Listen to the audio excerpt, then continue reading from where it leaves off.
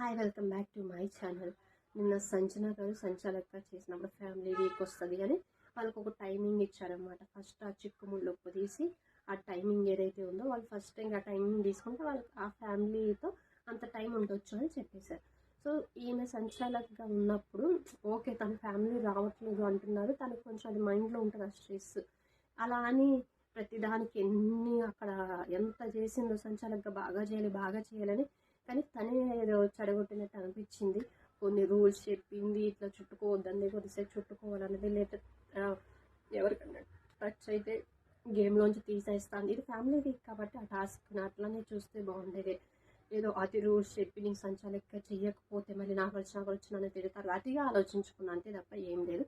అక్కడ నేను దాంట్లో సంజన గారు తప్పు అనిపించింది. తప్పు అంటే మరీ తప్పులేదు, తన ఫ్యామిలీ రావట్లేదు అని ఒక విధంగా బాధపడుతుంది కాబట్టి ఆ విధంగా చేయొచ్చు.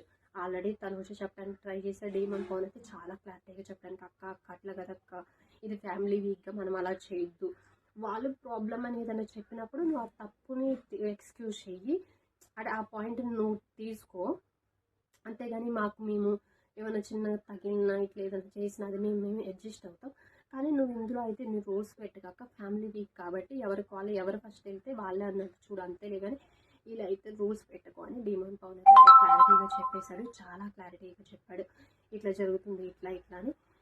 కానీ అక్కడ సంజన గారు వినకుండా నేను చెప్పిందే వినాలి అన్నట్టు నేను సంచాలకు మళ్ళీ నన్ను వచ్చి తిడతారు, నన్ను బ్యాడ్గా పోర్ట్రే చేయాలని చూస్తున్నాను, నన్ను బ్యాడ్గా చూపించాలి, నన్ను మొత్తం బ్యాడ్ చేస్తున్నారు అంది. ఎవరో బ్యాడ్ చేయట్లేదు, అది ఫ్యామిలీ వీక్ కాబట్టి వాళ్ళందరూ కూడా రిక్వెస్ట్ చేశారు ఇలా వద్దు అని వాళ్ళు కూడా రిక్వెస్ట్ చేశారు. సో అయినా కానీ సంజన గారు కొంచెం వినకుండా ఇంకా అదే చేయాలి అన్నది చేసింది.